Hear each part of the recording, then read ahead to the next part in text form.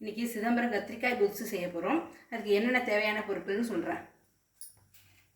வறுத்து பொடிக்கிறதுக்கு காஞ்ச கொத்தமல்லி, தனியா, 7 காஞ்ச மிளகா, சின்ன துண்டு பெருங்காயம். இதை எண்ணெய் ஊற்றி வறுத்து பொடி பண்ணி வச்சுக்கணும். கொஞ்சோண்டு புளி ஊற வச்சுருக்கேன். நான் 2 பேருக்கு செய்கிறதுக்கான அளவு சொல்கிறேன். கத்திரிக்காய் 3 கத்திரிக்காய் பொடி பொடியாக அரைஞ்சி வச்சுருக்கேன். சின்ன வெங்காயம் உரித்து வச்சுருக்கேன். கருவேப்பிலை. அடுத்து என்ன செய்கிறதுன்னு காமிக்கிறேன். கத்திரிக்காவை நல்லா குக்கரில் வச்சு நல்லா மசியாக வேக வச்சிடணும். ஏன்னா கத்திரிக்காய் வந்து நல்லா கடைஞ்சிட போகிறோம். லேசாக முழுகிற அளவுக்கு தண்ணி போதும். இதை ஒரு நல்ல ஒரு 3-4 விசில் வச்சு எடுத்துருவோம். கடாய் காஞ்சிருச்சு. இப்போ 1 ஸ்பூன் எண்ணெய்,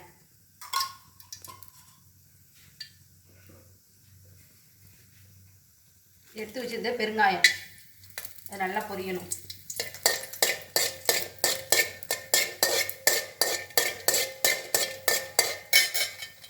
காஞ்ச மிளகா 7, கொஞ்சம் தனியா,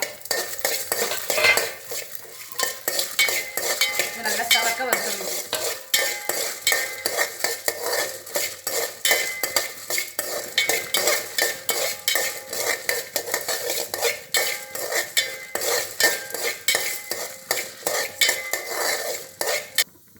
இந்த அளவுக்கு வறுபட்டதும் இதை ஆற வச்சு நல்லா பொடிஞ்சு எடுத்துட்டு வந்துடலாம். கத்திரிக்காய் கொத்து வந்து நல்லெண்ணெயில் செஞ்சால் நல்லாயிருக்கும்.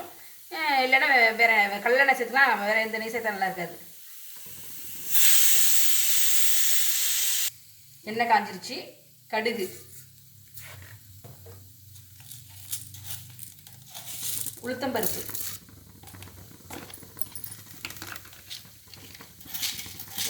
ஒரு ஸ்பூன் கடலைப்பருப்பு, நல்லா செவக்க வறுக்கணும்.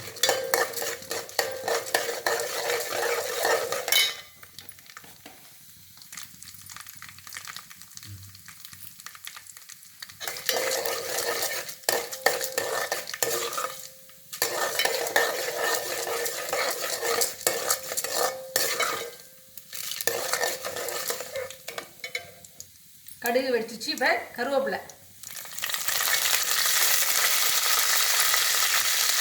இப்போ ஊற்றி வச்சு சின்ன வெங்காயம் நல்லா வதக்கணும். நல்லா எவ்வளோக்கு எவ்வளோ வதக்கணுமோ அப்போ தான் நல்லா டேஸ்ட் கொடுக்கும். நல்லா மிதமான தீயாக வச்சுக்கிட்டு நல்லா சின்ன வெங்காயத்தை வதக்கணும்.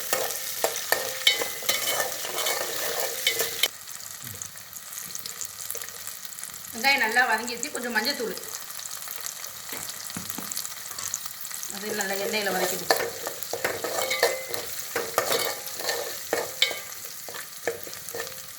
இப்போ கரைச்சி வச்ச புளி, நான் புளியிலேயே உப்பு போட்டு ஊற வச்சுருக்கேன்.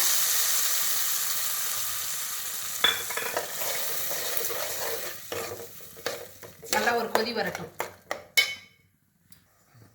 நல்லா கத்திரிக்காய் வெந்துருச்சு. இப்போ நல்லா மசிச்சிடுவோம். அதை இந்த அளவுக்கு நல்லா மசிச்சிடணும் கத்திரிக்காயை. இப்போ கொதி வந்துச்சு. இப்போ இந்த கத்திரிக்காயை அதில் போட்டணும்.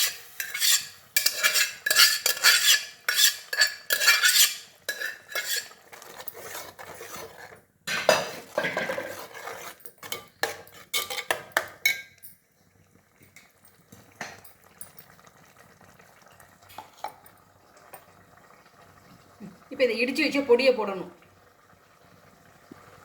இந்த அளவுக்கு நல்லா பொடிஞ்சுக்கணும்.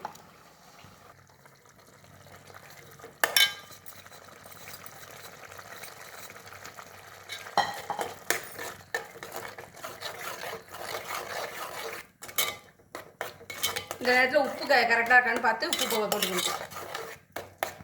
நான் புளியிலேயே உப்பு போட்டிருக்கேன்.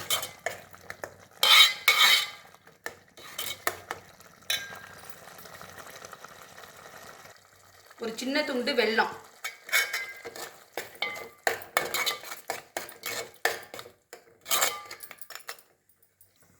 ஒரு 3 நிமிஷம் நல்லா சிம்மில் வச்சு மூடி வச்சுருவோம். நல்லா வெந்து வரட்டும்.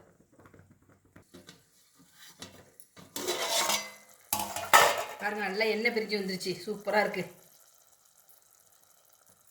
கடைசியாக கொஞ்சமாக நல்லெண்ணெய். கருவேப்பிலை. சிதம்பரம் கத்திரிக்காய் கொத்து ரெடி. இது இட்லி, தோசை, பொங்கலுக்கெல்லாம் தொட்டு சாப்பிட்னா ரொம்ப அருமையாக இருக்கும்.